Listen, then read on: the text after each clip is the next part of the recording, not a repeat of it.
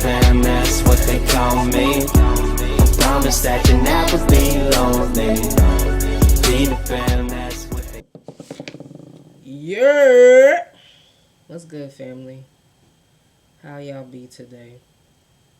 So listen, Mercury retrograde is really like kicking my ass, y'all.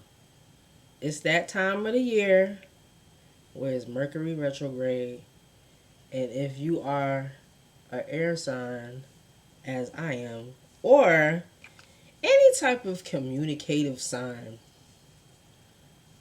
you just feel like blah. Not only that, y'all, but Tuesday I had a flare. And my stomach was all crazy. I was shaky. I was weak. Like, it was just crazy, y'all. And then this whole week, like, I've been fighting this stupid flare. Like, you know what I'm saying? My skin been breaking out and all type of stuff. So my skin is burning right now. It's burning. It ain't burning. Like, it ain't bad. You know, I don't want y'all to, like, get scared or worried or nothing like that. But, you know, it kind of hurts a little bit, you know, because my whole body is a little hurt right now. But I love y'all so much, and I'm not in the best of moods. So, y'all know that this is like therapy for me. This is like therapeutic. So I said, why not come on and do this video that I've been meaning to do for y'all since last Saturday. I've been meaning to do this video for y'all. I'm going to tell y'all why. So last Saturday was October 10th. And October 10th is Mental Health Day. I myself struggle with depression sometimes. You know what I mean? I think, honestly, I feel like all black people struggle with depression. They just don't say it. But I feel like all black people struggle with depression. You know, I have days, especially with battling lupus, you know, you have days where you just really are not in the best of moods. And you really just don't feel like dealing with people in their shit. So I was meaning to put this video out for y'all. So today, you know, y'all did kind of alright. I didn't get much feedback on my other video, but I did get some views. And some people did say that, you know, they liked it and it was informative and there was a lot of things that they didn't know, and they appreciate me, you know, coming on and telling y'all about certain things. So I said, you know, that's enough for me to want to do another episode. So today I'm hitting y'all with another episode of Let Me Put You On. Right? So today's episode, in honor of Mental Health Day, we're going to talk about Miss Eleanor Bumpurs. So, let's get it, y'all. First, y'all know what we got to do. Let's roll back. Let's get in our little, in case y'all didn't know, that little, that's, that's like my little time machine for y'all. For anybody that didn't know, that's my little time machine for y'all. So we're going to jump in our time machine and we're going to go back to the year of 1984.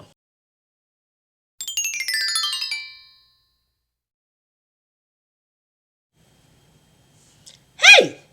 We in 1984. So, what's going on in 1984? Let's talk about it. First, let me just say that I believe 1984 was the year my parents got married. And I think they got married in October. I ain't sure. I got to ask my mama. But I think they got married in October of 1984. And then 2 years later, you know, the greatest blessing in their life was me in 1986. So, 1984, ain't much really happening as far as like politics. I'm sure there was things happening, but ain't much really happening in politics. Prince had released Purple Rain. He dropped Purple Rain, the masterpiece Purple Rain. And he dropped the movie, you know. When Doves Cry happened to be like the biggest hit on that album, which I didn't even know, y'all. I thought Purple Rain was the biggest hit, but no, When Doves Cry was the biggest hit on that album. Michael Jackson had dropped Thriller the year before. So he dropped Thriller in 1983. So around 1984, the Grammys come along. But in January of 84, that's when that whole Pepsi fiasco happened. That's when his hair caught on fire, y'all. That's the year he did the little Pepsi commercial and his hair caught on fire. But it didn't matter because when the Grammys came along a couple of months later in the summer, that nigga cleaned up. You know what I'm saying? He got 8. Was it 8? Let me make sure. Yeah, he got 8 Grammys that year. For Record of the Year, biggest one, Record of the Year, and Album of the Year. The first Apple Macintosh commercial premiered. That's when we first heard anything about Apple, you know. Steve Jobs was on his shit. AIDS was becoming a pandemic, you know. And it was identified as, well, the cause of it was identified. Before then, you know, AIDS was around and everybody just knew that it was like a gay, they called it the gay cancer. They was thinking that only gay men got it and all type of stuff like that. Didn't nobody really know where it came from. And in 1984, you know, a doctor decided or discovered, I should say, discovered that AIDS was brought on by HIV. That's when they discovered HIV and realized that HIV was what was causing AIDS in people. That it was a virus that was causing AIDS. Crack hit the scene. Crack hit the scene in Los Angeles and then spread throughout the whole world. 1984, sadly, that's the year that we lost Marvin Gaye. Marvin Gaye got killed by his father in 1984. So, you know, a lot of shit was going on in 1984. But that ain't what we talking about. In 1984, I'm going to take y'all to my hometown. Well, not my hometown, because I'm from New York. I just ain't from the Bronx. But we're going to take y'all to the Bronx. In the Bronx, there was a woman named Eleanor Bumpurs. Eleanor Bumpurs was about 69 years old. She was old. She was a little disabled because she had diabetes. She had bad arthritis. You know, basically living on assistance. She was living in the Sedgwick houses. Shout out to Sedgwick houses in the Bronx. I think my mom used to live over there before she moved to Queens with my father. But yeah. So there's this woman living in the Bronx, an elderly woman. And she was it was said that she was a little off. You know, she was suffering from mental illness. Wasn't formally diagnosed, but it was clear that she was suffering from mental illness. So she was behind on her rent. Her rent at that time in New York, which I'm sure for a lot of people, but her rent at that time was like $98. It was like $98 at the time. Especially when you living in housing. When you in the housing projects or whatever like that, it was like that. So her rent was like $98. So she was behind on her rent. So she owed, I think they said like $400 and something on her rent. Now prior to this whole incident, she had told her daughter, she had conveyed to her daughter and expressed to her daughter that she was being harassed in the projects. That she was being harassed and all type of stuff. So her daughter had told her, well, since you being harassed, anybody come knocking on your door, don't let them in, don't answer the door, you know what I'm saying? Make sure you lock your windows and all type of stuff like that. in which she did. So this lady owes 4 months rent.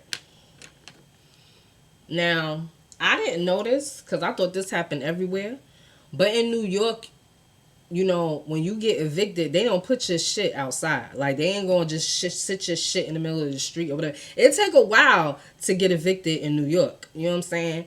It wasn't until I moved to Georgia that I knew that I actually seen motherfucking shit sitting outside because they had been evicted. So that was like new to me. But in New York, they don't do it like that, right? So they give you ample time. Like, they give you enough notice to let you know, yeah, we about to put your ass out. So she owes this rent, and the housing people come and they knock on her door to give her notice that she owes this rent. First, they mail you notice. So first they mailed her a notice saying, okay, you owe this amount of rent, and we about to start the eviction process. So they sent her this notice. She doesn't respond to the notice. So then housing comes and they knock on her door to talk to her and see if anything can be worked out or whatever like that. She doesn't open the door, but she's screaming through the door. She cracks the door and she's screaming through the door, and she's telling them to get away from her door. That if they don't leave her alone, she gonna throw acid on them. She gonna throw lye is the stuff that you put in your hair to perm your hair. I don't think they make it like that anymore, but back then they did. You know what I'm saying? She said she was gonna throw some lye on people if they kept coming to her door and harassing her and all type of stuff. And then she says that she ain't paying rent because there's things in her apartment that need to be fixed. Like, there's things that are broken, there's things that's, you know, that need to be handled. So they leave, housing leaves, and they're like, all right, we gonna send the maintenance people up there to see what the fuck this lady talking about. She talking about this shit in her apartment that need to be fixed. So let's see what's going on. So they send maintenance to her apartment. When they send maintenance to her apartment, she don't let them in. The same thing happened again. Don't come over here. Get away from my door. Yada, yada, yada, yada. Right? So they're like, well, what the fuck? How are we going to evict this lady or see what the hell she talking about? All type of stuff. All right, let's call. Let's call her. So they call her. She starts talking about how Reagan is responsible for her apartment falling apart. Reagan is responsible for her rent. Reagan is supposed to pay her rent. All type of stuff. Just talking out of her head, basically. So they call her a few couple of times or whatever. She stops answering the phone. So they call her daughter. They get in contact with her daughter and they're like, yo, your mom's owes this amount of rent. We're going to start doing the eviction process.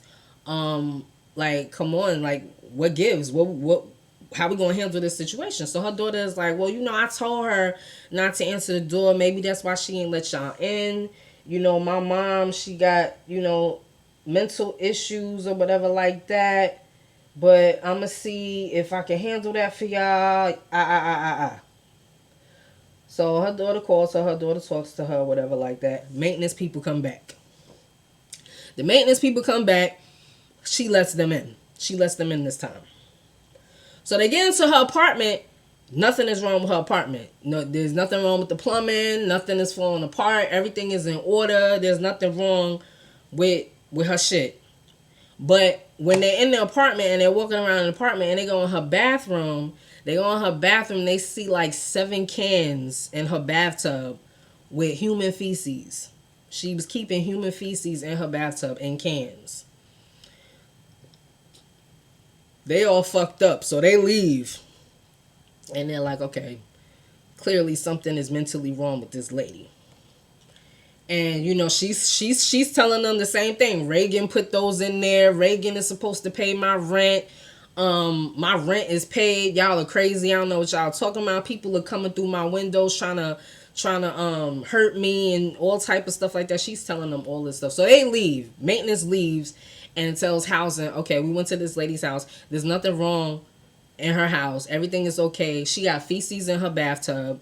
We think that y'all need to call social services. Housing calls social services. Social services shows up and knock on the door. Y'all already know. She don't let the motherfuckers in. Get away from my door. Why y'all keep coming over here? Get away from my door. She got a butcher's knife in her hand.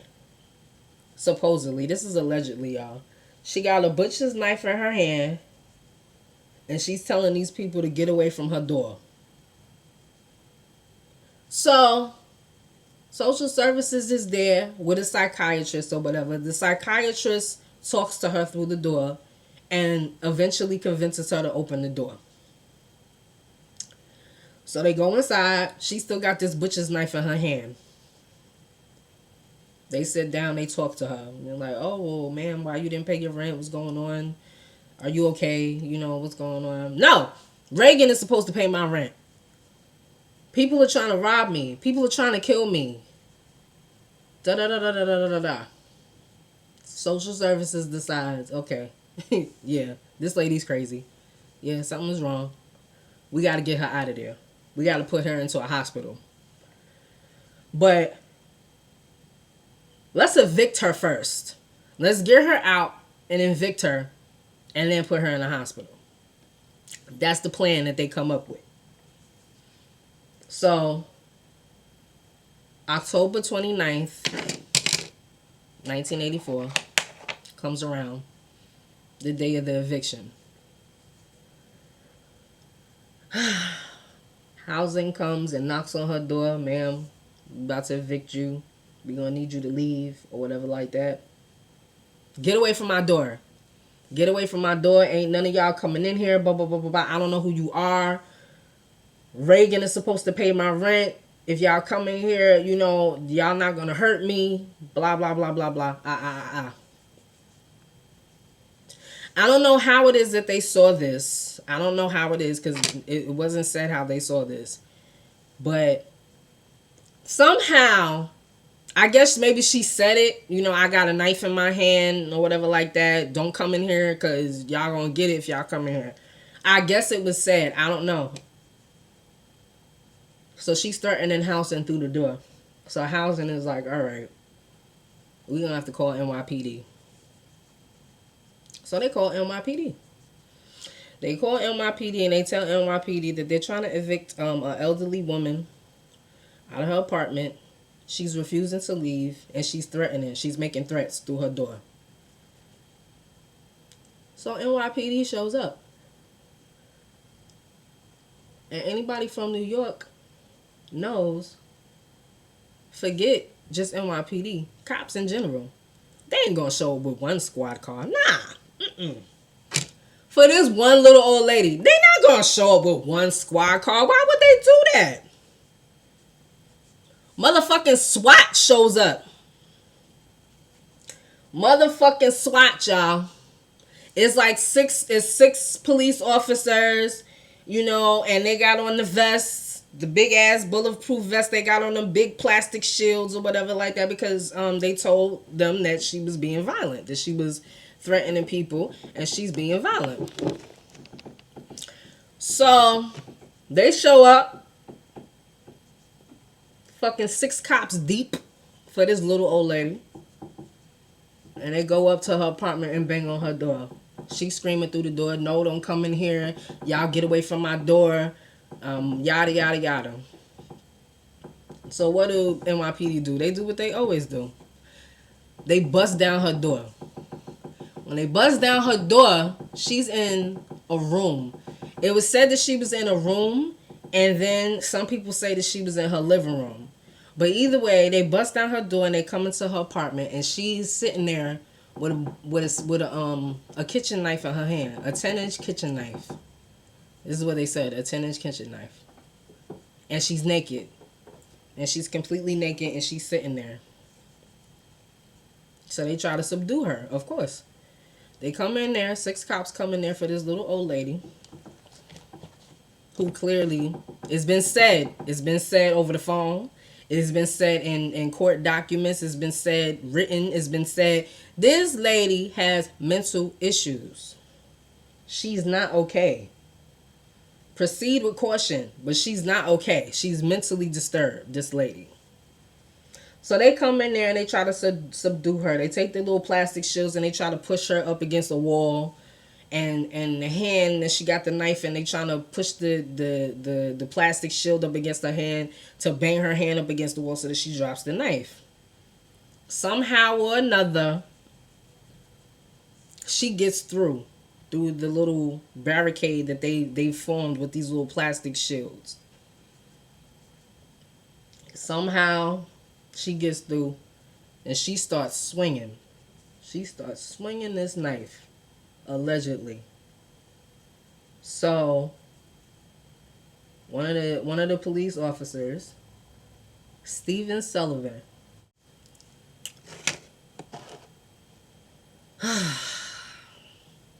he sees her swinging and fighting and all type of stuff, so he decides to shoot her. And he shoots her in her hand. The hand where she got the knife. It could have ended there. Because when he shot her, he basically amputated her hand. He basically blew her hand off. Y'all want to know why? He ain't shoot her with a regular a Glock. He ain't shoot her with a Glock. He ain't shoot her with a revolver. He shot her with a 12-gauge shotgun. So it could have ended there. It could have ended there.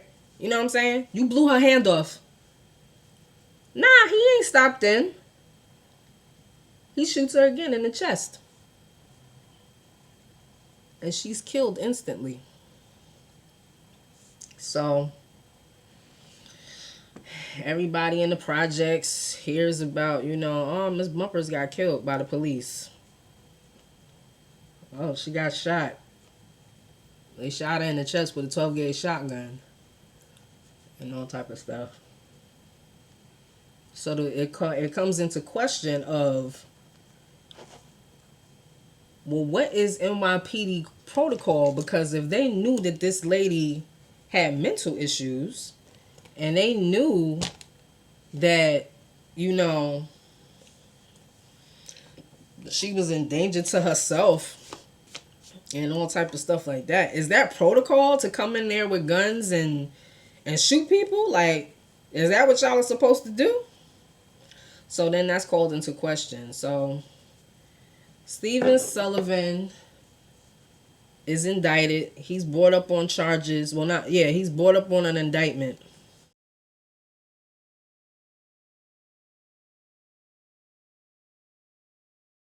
What is NYPD's protocol? Is that protocol?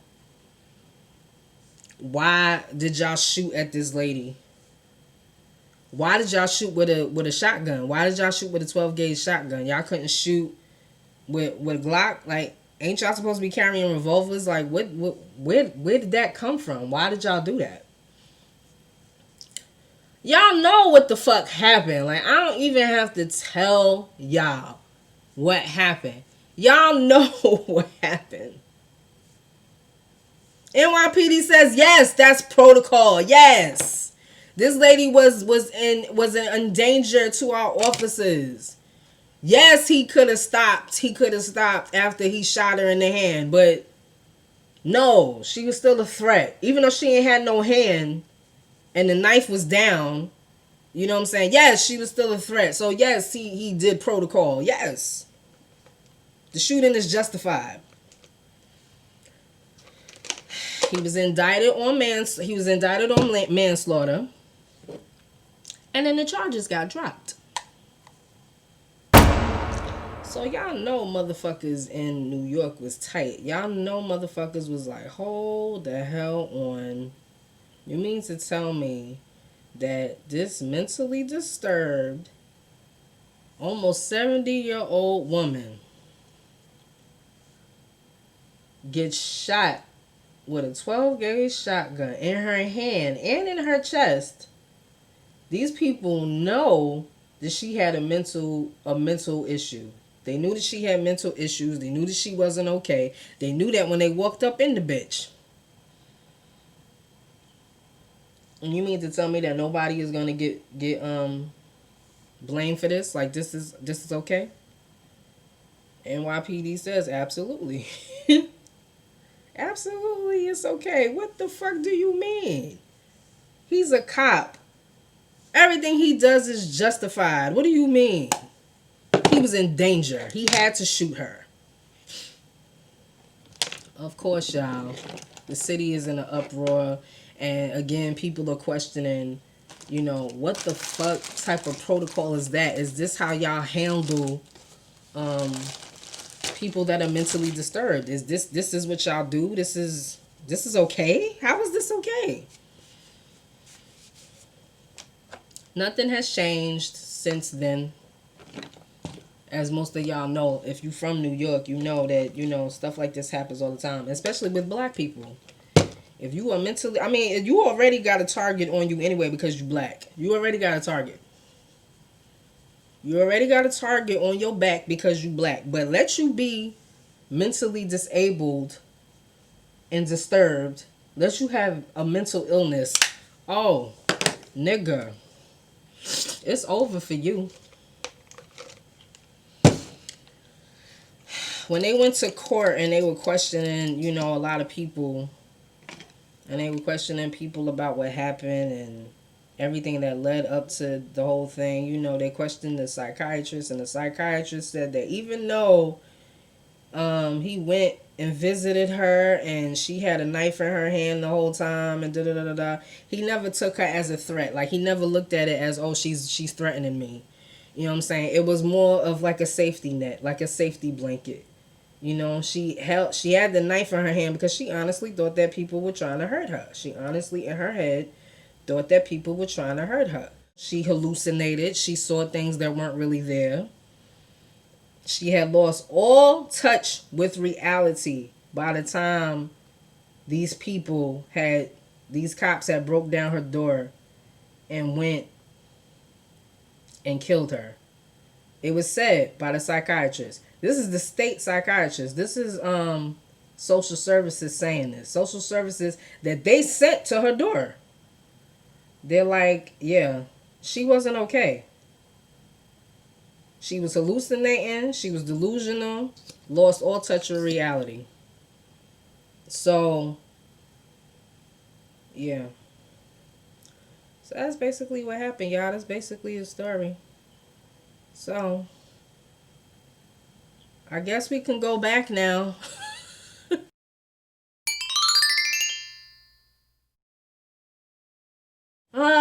So let's talk about the aftermath, y'all. As usual, we're going to talk about the aftermath. Sadly, nothing has changed. Nothing has changed. I just told y'all. Sadly, nothing has changed. If you happen to have a mental illness and you happen to be black, it's a double whammy. It's a double whammy for your ass. Okay? NYPD has not changed their protocol. You know what I'm saying? It's still shoot first, ask questions later. The motherfuckers do not care. And there have been other people that have been killed by police who have had mental illnesses and who have been known to have a mental illness. There has been plenty after her that was killed by the police. So, she didn't get any justice. Her family filed a lawsuit for $10 million against the city. It was settled for like $200,000. $200,000 the city gave her family. You know what I'm saying? If y'all pay attention, I don't know if anybody noticed this, but this is why I read up on it, because I noticed this. If you watch Spike Lee's Do the Right Thing, at the end of the movie, when the credits are rolling or whatever, her name is at the end of that movie. Her name and probably like 5 other people. All 5 of those people were killed by police. I don't remember when Do the Right Thing came out, but if y'all watch Do the Right Thing, Spike Lee has always been a type of director to bring light to stuff that was going on in the community at that time. So if y'all go back and y'all watch Do the Right Thing, you'll see her name at the end of that movie along with other people. You know what I'm saying? He said that the whole, the ending where they kill Radio Raheem, that was inspired by these 5 people, because all 5 of these people were killed by the police. So yeah, y'all. That's basically it. Like, comment, and subscribe, y'all. If y'all want me to keep doing these videos pertaining to these types of things, you know what I'm saying? I know, y'all. I know. Outrage. It's an outrage, But what did I tell y'all on my last video? I'm purposely trying to piss you off. I'm purposely trying to make you mad. I'm purposely trying to make you think and make you be like, God damn, I didn't even know something like that happened. Yes. Y'all can read up more on her. A lot of people haven't spoken about her because a lot of people don't know about her. A lot of people have never heard of her. But like I said, y'all, if y'all sit and watch Do the Right Thing, her name is at the end of Doing the Right Thing. He dedicated the film to her and 4 other people. She was the 5th. Look up all them names, y'all. But that's what made me want to find out who these people were. And when I finding out who they were, I stumbled across her name. And the fact that she was older, she was an older lady, and she had a mental illness, was just like, okay, really? But like I said, y'all, after her, there were plenty of other people that got killed by the police who were mentally ill and said to be mentally ill. You know what I'm saying? So yeah, y'all, like, comment, and subscribe. Hit my comments. Let me know what other stories you would like to hear, because I'm always taking feedback. Y'all know I love feedback. You know what I mean? I do this for y'all. I'm here for y'all. I'm here to put y'all on because I want y'all to know these things. It's important. It's important for us to know these things. But yeah, y'all, hit my comments and let me know what other stories you want to hear. I got plenty more to tell you. Believe me. Plenty more. But I'm always up for discussions. You know what I'm saying? I'm always up for suggestions and stuff like that. So yeah, y'all, I love y'all. Thank you for bearing with me, because y'all know I feel like shit. I feel like I got hit by a bus. But I'm still doing this for y'all because I love y'all so much. So yeah, like, comment, and subscribe, y'all. And I'll catch y'all in the next one. Peace.